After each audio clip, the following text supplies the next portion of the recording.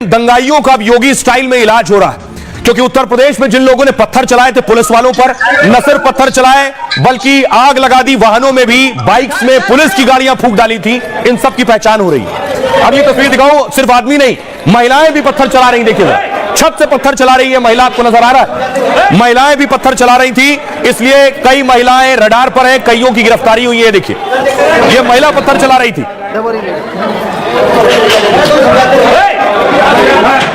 योगी ने ऑर्डर दिया है। उससे पहले देखिए जरा, ये तस्वीर मैं आपको दिखा रहा हूं, पत्थरबाज इनके पोस्टर जारी हो गए हैं। ये पोस्टर जो लगे हैं, ये पोस्टर उनके हैं जिनके सीसीटीवी के जरिए जिनकी पहचान हुई है। ये आप तस्वीरें देख रहे हैं, ये सब पत्थर चला रहे थे। 1 2 3 4 8 16 ये जो लोग हैं ये पत्थर चला रहे थे। चेहरे ढके हुए थे कुछ ने, कुछ के चेहरे साफ साफ नजर आ रहे हैं। अगली तस्वीर देखिए, ये सारे लोग जिनकी सीसीटीवी में तस्वीरें कैद हुई हैं, ये वहां मौजूद थे। इनकी पहचान हो गई है। अब तैयारी यह है कि इनके पोस्टर लगाए जाएं और इनके पोस्टर लगाए जाएंगे और इसके बाद नुकसान की भरपाई इन्हीं से होगी।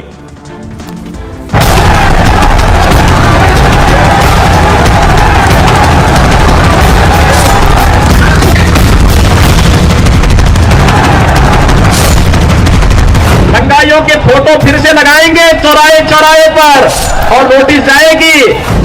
योगी राज में दंगाइयों का इलाज योगी के स्टाइल में ही होता है। दंगाइयों ने पत्थर चला दिए, आग लगा दी, अब बारी योगी के इंसाफ की है। तो दंगाइयों के पोस्टर भी छप गए। अब चौराहों पर दंगा करने वालों की तस्वीरें टांगी जाएंगी। पत्थरबाजों की तस्वीरें कैमरे में कैद हो गई थी। आग लगाने वालों से पाई पाई की वसूली की जाएगी।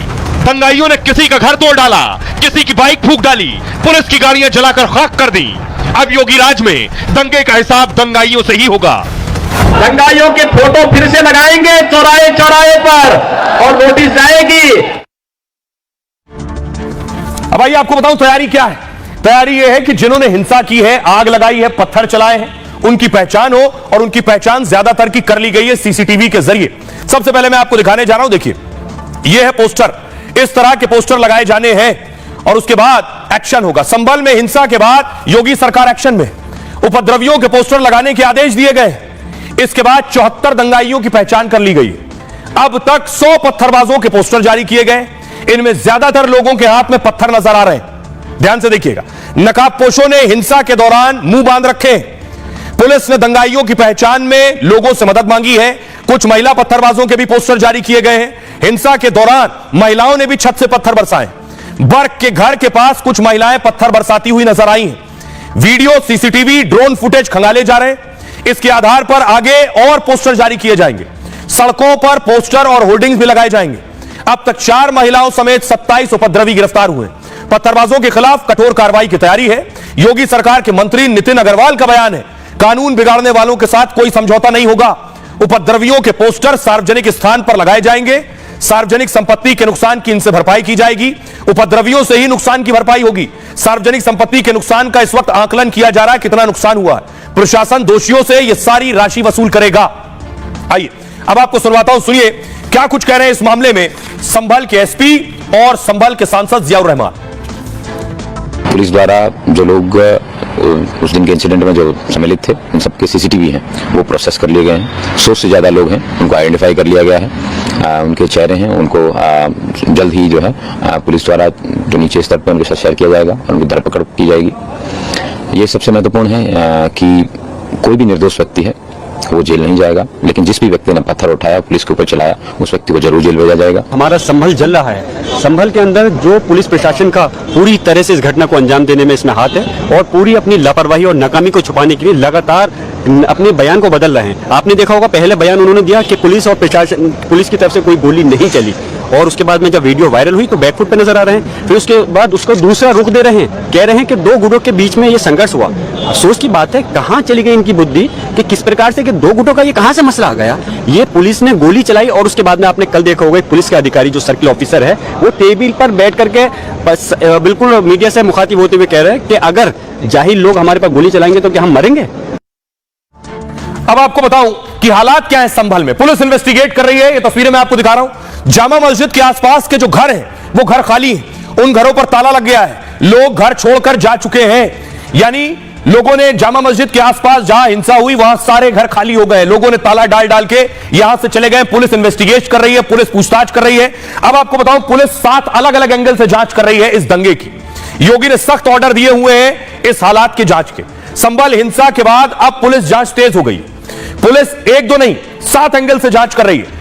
पहला एंगल यह है कि हिंसा वाले दिन मस्जिद के पास इतनी भीड़ कैसे जमा हुई, किसके कहने पर हजारों की भीड़ अचानक पहुंच गई। पुलिस सबसे पहले हिंसा के मास्टरमाइंड को तलाश रही है। भीड़ को हिंसा के लिए किसने आखिर उकसाया।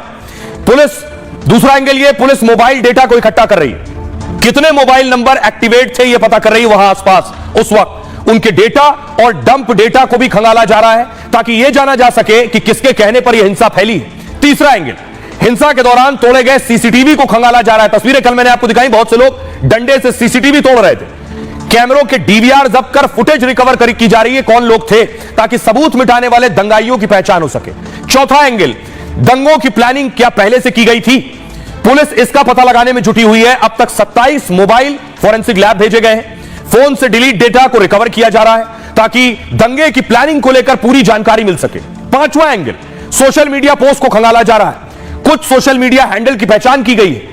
इनके पोस्ट और वीडियो मैसेज की जांच हो रही है ताकि यह जाना जा सके कि कहीं अफवाह तो नहीं फैलाई गई, पोस्ट और वीडियो से लोगों को भड़काया तो नहीं गया है। छठा एंगल ये, आरोपियों की पहचान के लिए स्पेशल टीम बनाई गई है और यह टीम उस दिन का हर एक वीडियो और तस्वीर जांच रही है। CCTV, mobile video, drone footage की जांच कर रही है। सातवां और आखिरी जांच का एंगल है, हिंसा के बाद स्थानीय लोगों से पूछताछ की जा रही है। पुलिस करेगी, स्थानीय लोगों के बयान दर्ज करेगी ताकि हिंसा का एक एक सच सामने आ सके।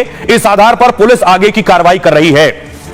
सुनिए, हमारे सहयोगी ग्राउंड जीरो पर मौजूद है जतिन, वहां आपको दिखा रहे हैं जामा मस्जिद के आसपास लोग घर छोड़कर जा चुके हैं। रिपोर्ट देखिए उनकी।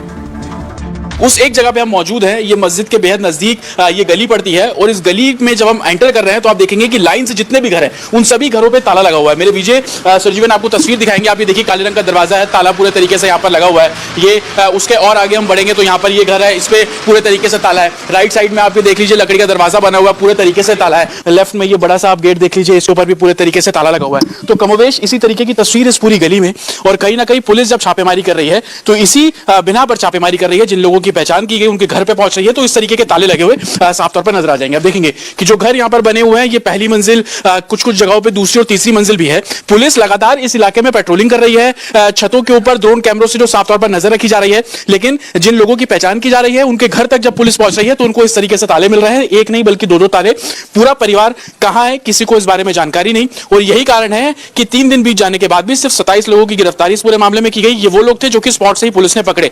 वीडियो सीसीटीवी फुटेज के आधार पर जिन दंगाइयों की पहचान की जा रही है उनकी गिरफ्तारी इस कारण से नहीं हो पा रही है क्योंकि जब उनके घर तक पहुंचा जा रहा है तो कहीं ना कहीं ताले लगे हुए प्रशासन को मिल रहे हैं। और यही रीजन है कि पुलिस की मल्टीपल टीम्स दंगाइयों की गिरफ्तारी करने के लिए अलग अलग जिलों में छापेमारी करती नजर आ रही है। तो पुलिस छापेमारी कर रही है, जिन्होंने सार्वजनिक संपत्ति को नुकसान पहुंचाया है उनकी तलाश हो रही। दूसरी तरफ संभल को लेकर संसद में भी आज संग्राम हुआ। पार्लियामेंट की तस्वीरें मैं आपको दिखा रहा हूं। संसद सत्र जब शुरू हुआ तो देखिए सुबह इस पर हंगामा होने लगा संसद में। आप सबका समय सरकार की जवाब देते होती है, सरकार जवाब देती है। आप प्रश्नकाल को चलने दें, आपको हर मुद्दे पर हर बात पर चर्चा करने का पर्याप्त अवसर दिया जाएगा।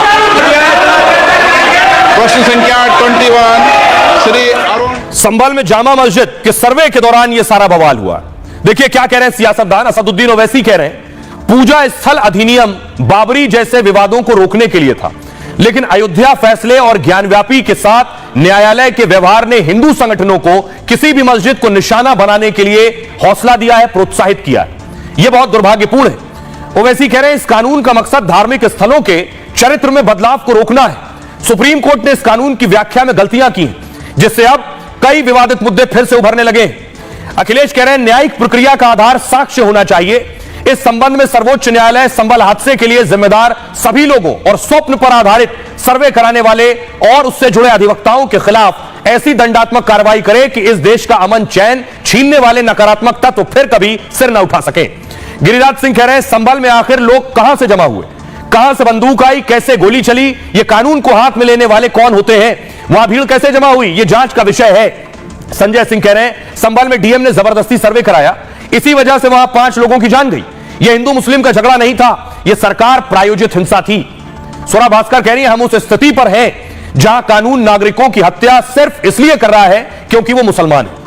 आपको सुनवाता हूं, सुनिए इस पर बाकी सियासतदान क्या कह रहे हैं। जनता भी इन्हें कांग्रेस को तो 99 से पार होने नहीं दिया और महाराष्ट्र हरियाणा में धूल चटा दिया, फिर भी ऐकड़ी नहीं जा रहा है और अभी भी समाज को जलाने के लिए ये संभल जाना चाहता है। इनके साथ बीजेपी के कार्यकर्ता थे जो भड़का रहे थे, क्या उनके पास ऊपर कार्रवाई हुई? क्या उनको गिरफ्तार किया गया? क्या उनको जेल भेज दिया गया? विपक्ष न जाए वहां पे, वहां पर जो लोग परेशानी और तकलीफ में हैं उनकी बात ना सुन पाए, इसलिए इंटरनेट बंद है, वहां पर कोई जा नहीं सकता है। हमारे दो लीडर ऑपोजिशन हैं, दोनों हाउस के, दोनों जाना चाहते हैं आज, लेकिन दोनों को जाने की परमिशन नहीं दे रहे हैं। जिले में रहने के लिए, अच्छी जगहों पर रहने के लिए जो जाति करता है वो जिले में रहता है और इसलिए इसी के लिए ये सब कर रहे हैं। अब संभल छोटा जिला है, अब यहाँ जाति की तो कहीं तो गोरखपुर ले जाए। मुस्लिम नेताओं को जवाब देना, मासूम बच्चों की जो मौत हुई है उस परिवार को जवाब देना, ये लोग बरगला देते हैं, अपने बच्चों को सुरक्षित रखते हैं, स्वयं सुरक्षित रहते हैं,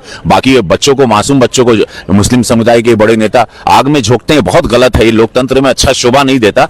लोग जो न्याय जब दिलाने वाले लोग ही जब अन्याय कर रहे हैं तो उनसे क्या उम्मीद रख सकते हैं। इसीलिए हम चाहते हैं कि संसद के माध्यम से ये आवाज उठे कि जो संभल के जो लोग हैं जिन पे अन्याय हुआ है उनको न्याय मिले। समाजवादी पार्टी के नेताओं के द्वारा लोगों को भड़काकर ऊपर पथराव करके एक माहौल खराब करने का काम किया है। गिरफ्तारी कर ली, ये कर ली, इससे क्या मतलब है? आप इधर उधर की बात कर रहे हो, इधर उधर की बात से कोई फायदा नहीं है।